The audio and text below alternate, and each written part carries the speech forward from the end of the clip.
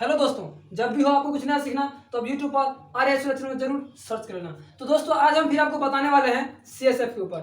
आपको हम इस लेक्चर से पहले एक लेक्चर दे चुके हैं आपको सीएसएफ क्या होता है, व्हाट इज सीएसएफ और उसका फॉर्मेशन, सीएसएफ की फॉर्मेशन कहाँ होती है और सीएसएफ का फंक्शन क्या होता है। ठीक है, तो आज हम लोग उससे आगे देखेंगे, सीएसएफ का अमाउंट देखेंगे, सीएसएफ का कंपोजिशन देखेंगे। ठीक है, और सीएसएफ आखिर किस स्पेस में फ्लो करता है। ठीक है, हम ये सभी चीजें अभी देखेंगे। तो चलिए देरी न करते हुए चलते हैं अपने टॉपिक की ओर। तो देखिए सीएसएफ का फुल फॉर्म आपको अच्छी तरीके से पता होगा। ठीक है, तो सीएसएफ का फुल फॉर्म क्या होता है? Cerebrospinal fluid. क्या होता है? सेरेब्रोस्पाइनल फ्लूइड होता है सीएसएफ का फुल फॉर्म। ठीक है, तो आप याद रखिएगा। अब देखिए आपको याद रखना है कि सीएसएफ का अमाउंट कितना होता है। ठीक है, सीएसएफ का अमाउंट कितना होता है? तो 0.3 ml to 0.5 ml per minute. अगर पर मिनट में देखा जाए तो सीएसएफ का अमाउंट कितना होता है? 0.3 टू 0.5 ml पर मिनट। अगर पर आवर देखिएगा तो 18 टू 30 ml आपको कहीं कहीं पर देखने को मिलेगा। 20 टू 30 ml तो उसमें कोई दिक्कत वाली बात नहीं है।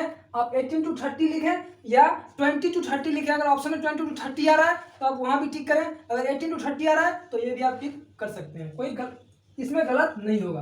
अगर पर डे की बात करें तो 480 टू 720 ml पर डे के हिसाब से इसका अमाउंट होता है। यहाँ पे कहीं कहीं आपको देखने को मिलेगा 500 टू 720 ml, तो कोई दिक्कत वाली बात नहीं है। अब देखिए हम अब बात करेंगे सीएसएफ, सेरेब्रोस्पाइनल फ्लूइड, आखिर वो किस स्पेस में फ्लो करता है, किस स्पेस में वो दौड़ता है, किस स्पेस में वो रन कर रहा है। ठीक है, तो देखिए आपको हम इससे पहले वाले लेक्चर में अच्छी तरीके से समझाए थे कि सीएसएफ प्रेजेंट कहाँ होता है? सब आर्किनॉइड स्पेस में। तो जब ये प्रेजेंट होता है सब आर्किनॉइड स्पेस में तो इसका मतलब ये उसी स्पेस में फ्लो भी करता होगा। ठीक है, तो देखिए सब आर्किनॉइड कहाँ फ्लो करता है? सीएसएफ कहाँ फ्लो करता है? तो सब आर्किनॉइड स्पेस में ये फ्लो करता है। ठीक है, अब देखिए सब आर्किनॉइड प्रेजेंट कहाँ होता है? सब आर्किनॉइड स्पेस प्रेजेंट कहाँ होता है? अब सीएसएफ तो प्रेजेंट हो गया किसमें? सब आर्किनॉइड स्पेस में। अब सब आर्किनॉइड प्रेजेंट कहाँ है? तो सब आर्किनॉइड प्रेजेंट है पायामीटर और आर्किनॉइड मीटर के बीच में, बिटवीन पायामीटर एंड आर्किनॉइड स्पेस। ये चीज आपको हम आगे बताएंगे कि ये पायामीटर और आर्किनॉइड मैटर ये कहाँ से आया। ठीक है, तो आप इस चीज को अभी इतना समझे कि ये इस दोनों के बीच में प्रेजेंट होता है। ये आगे चल के मेनिंजिस का ये पार्ट आ जाता है, फिर आपको वहां पे अच्छी तरीके से डिटेल में इसको बताएंगे। ठीक है, तो अब हम देखते हैं कि सब आर्किनॉइड स्पेस में ये क्या था? प्रेजेंट था। ये इसी स्पेस में ये फ्लो करता है हमारा सीएसएफ। अब देखिए ये जो सब आर्किनॉइड स्पेस है ना, ये कंटेंस करता है विलाई। क्या कंटेंट करता है? विलाई कंटेंस करता है। और ये विलाई किसमें हेल्प करता है? एब्जॉर्प्शन में। सीएसएफ का जो एब्जॉर्प्शन होता है उसमें हेल्प कौन करता है? तो विलाई हेल्प करता है। और एक चीज और याद रखिएगा, जितनी प्रोडक्शन होगी सीएसएफ की, जितनी प्रोडक्शन होगी सीएसएफ की उतनी ही एब्जॉर्प्शन भी होगी सीएसएफ की, यानी इक्वल होती है दोनों। ठीक है, ये चीज आप याद रखें, नोट बना के आप लिख सकते हो।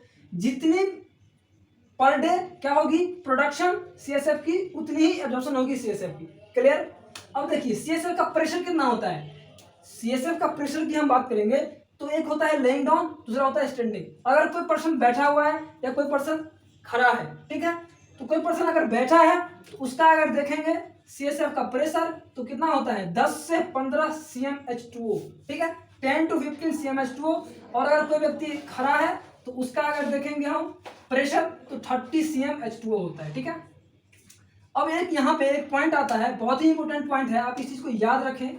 ठीक है, एक आता है आईसीपी, इंट्राक्रैनियल प्रेशर। ये जो इंट्राक्रैनियल प्रेशर है ये आपका 5 से 5 टू 15 mm ऑफ Hg होता है। ठीक है, ये इसका यूनिट है, ये जो आप देख रहे हो CmH2 ये इसका यूनिट है। तो 5 से 15 cm ऑफ Hg, ठीक है, ये इसका यूनिट है। ये इंट्राक्रैनियल प्रेशर होता है। ठीक है, अगर किसी भी पर्सन का 5 से 15 ये इसका आईसीपी है। ठीक है, तो इससे अगर ज्यादा हो, 15 से ज्यादा हो आईसीपी तो उस केस में, ठीक है, हम क्या करेंगे? लंबर पंचर नहीं कर सकते हैं। ठीक है, अब लंबर पंचर हम क्यों करते हैं?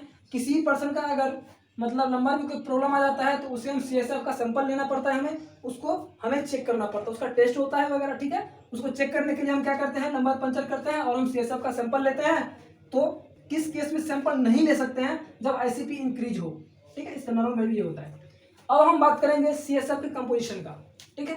तो CSF का कंपोजिशन क्या होता है, सबसे पहले वाटर होगा इसका कंपोजिशन में, मिनरल साल्ट होगा, ग्लूकोज होगा, ठीक है, प्लाज्मा प्रोटीन्स होगा, और बहुत कम अमाउंट में, स्मॉल अमाउंट में क्या होगा, एल्ब्यूमिन। स्मॉल अमाउंट में क्या होगा, एल्ब्यूमिन्स एंड ग्लोब्यूलिन्स, ठीक है। वाटर हो गया, mineral salt, plasma proteins, glucose, ठीक है।